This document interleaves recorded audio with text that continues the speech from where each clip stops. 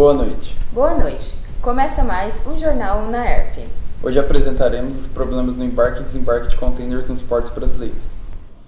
O sistema portuário brasileiro possui 37 portos públicos e é um dos mais lentos do mundo. Um dos fatores que o torna lento é a logística de distribuição na hora de embarque e desembarque dos contêineres.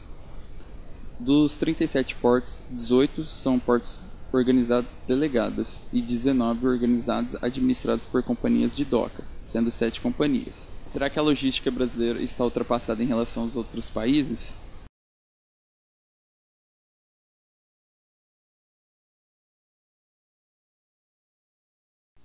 O Porto de Santos é o único porto que podemos qualificar como um porto nacional. Hoje, ele sozinho abrange todos os 14 setores de atividades.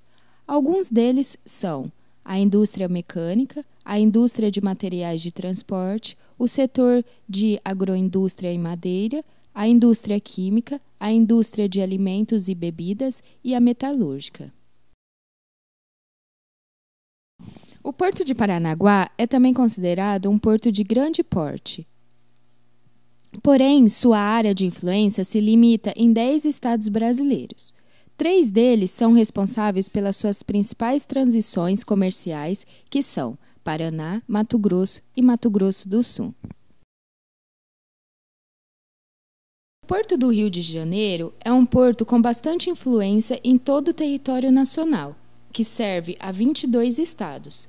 Seu valor transicionado internacionalmente, segundo a IPA, alcançou os 12,18 bilhões em 2007.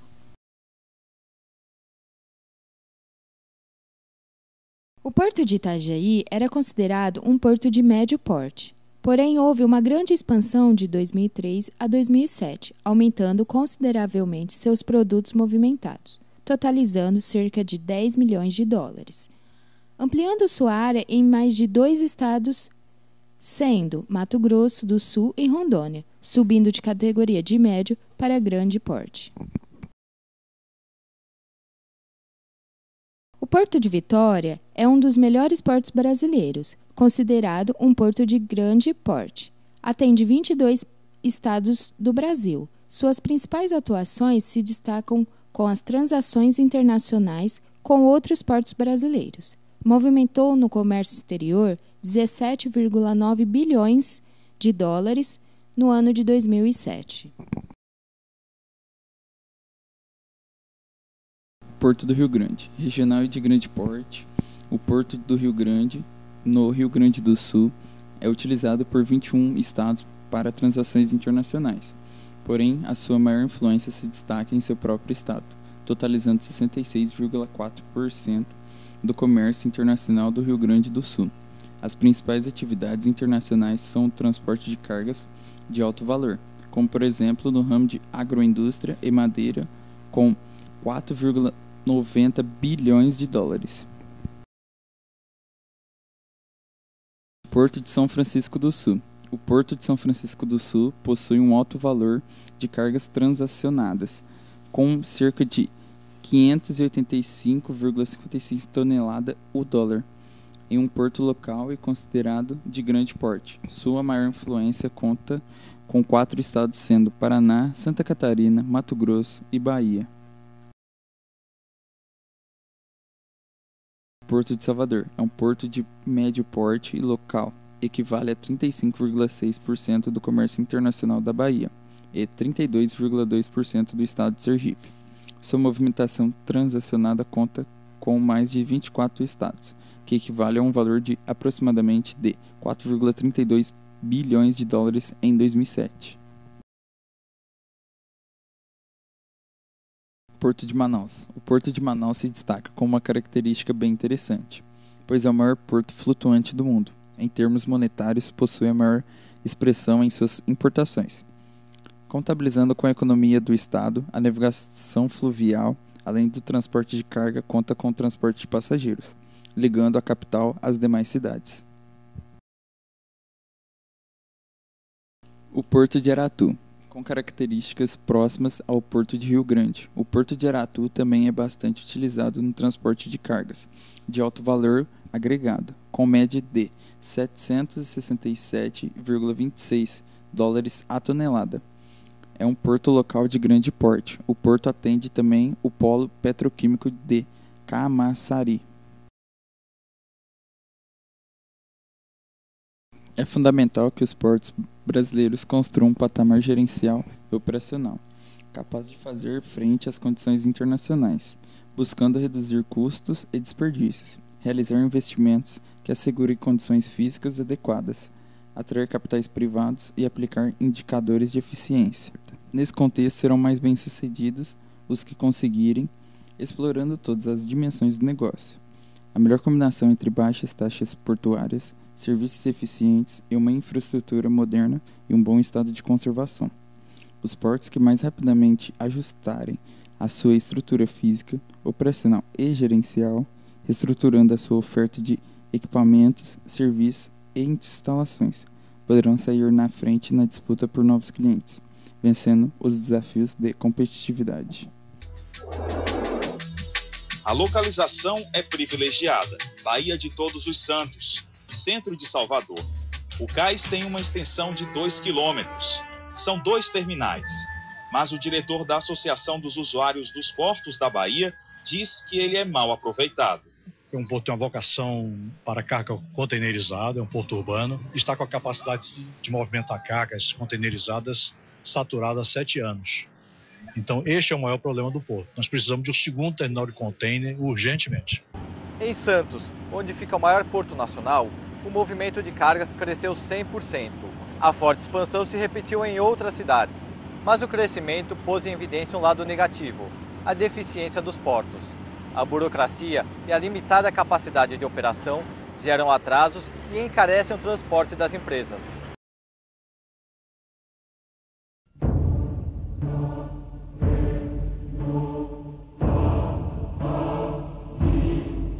Assim que os portugueses chegaram ao Brasil há 500 anos, escreveram os primeiros capítulos da história de uma grande nação.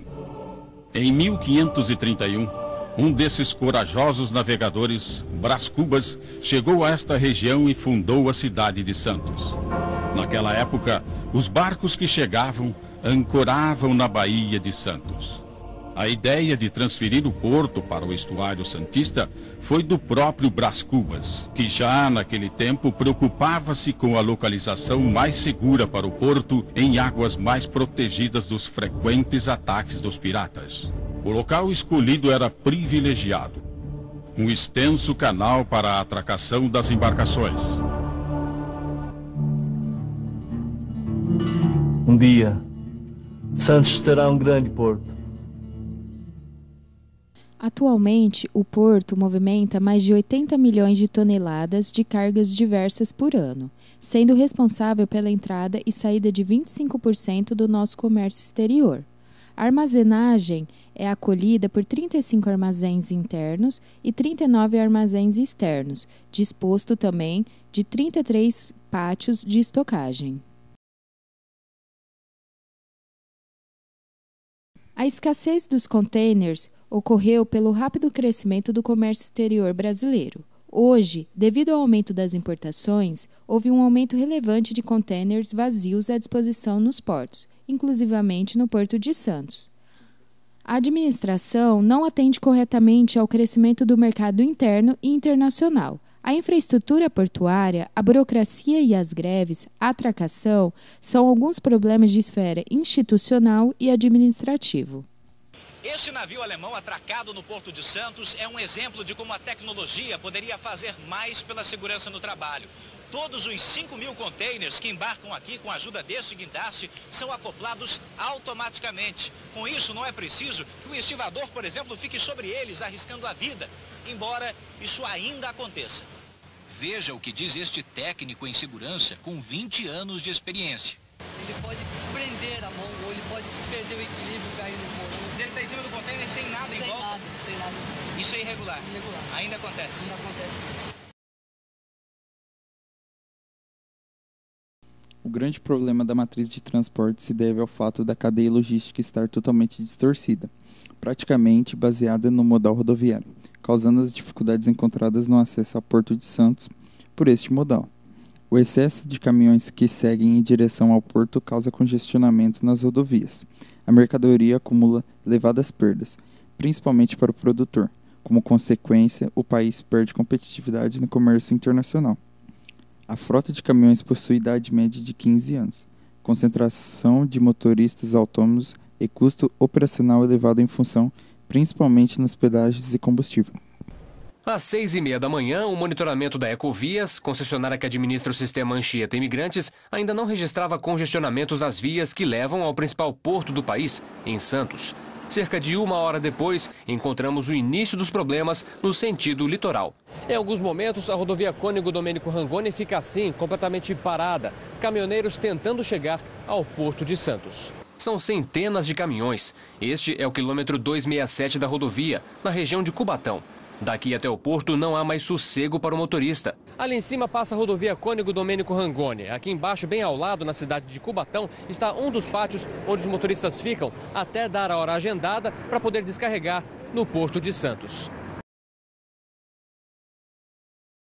A atual estrutura férrea do país é a mesma do século XIX, encontrando condições precárias. Este modal correspondente apenas a 13% da movimentação de cargas no Porto de Santos. Falta espaço. Atraso na liberação de cargas e gargalos como caminhões passando e estacionados nas linhas dos trens estão entre as dificuldades encontradas hoje. O custo logístico representa em média 13% da receita das empresas brasileiras. Para as exportadoras de matéria-prima, esse peso é ainda maior. A exportação de um container custa em média mais de $2.200, incluindo as despesas de operação. Na China, que se tornou uma potência comercial, o preço é de $580. O desperdício começa na chegada da carga ao porto, a partir das rodovias e ruas de acesso aos terminais. Falta organização e nem sempre a capacidade suficiente para evitar as filas quilométricas de caminhões carregados na época de safra. Até 93, os portos públicos reinaram absolutos. A iniciativa privada só conquistou o direito de administrar e explorar portos brasileiros há 2 décadas. Hoje são 129 terminais privados em todo o país. Foi um avanço e tanto, mas mesmo assim permaneceram algumas amarras. Até agora, os portos públicos ficavam com a maior fatia do bolo de cargas de terceiros no Brasil. A maioria dos portos privados tinha que movimentar preferencialmente cargas próprias. As novas regras ampliam os horizontes da iniciativa privada e alavancam a concorrência. O governo já tem uma lista de 123 pedidos de autorização para explorar novos portos. A expectativa é que a MP destrave boa parte desses projetos. Sem dúvida, os portos privados eles tornam investimentos mais atrativos, porque os investidores eles possuem uma garantia, uma tranquilidade maior com relação à movimentação de cargas de terceiros. Ainda falta muito para o país alcançar a excelência no setor portuário. Haja visto a ineficiência administrativa, os gargalos no escoamento dos produtos, além dos entraves burocráticos que o setor esbarra todos os dias. A balança comercial brasileira apresenta números expressivos, já que o Brasil está entre as 10 maiores potências mundiais. Porém, não houve avanços significativos na legislação, nem na logística, para atender toda essa demanda gerada, causando prejuízos e falta de interesse do setor privado em investir no setor. Portanto, é necessário implementar ações que ajudem o setor a se desenvolver, sanando os problemas enfrentados principalmente na logística, e desburocratizar os processos que dizem respeito aos portos. Só assim teremos competitividade internacional. Realmente, Natália. E ficamos aqui com mais um Jornal Unaed. Boa noite. Boa noite.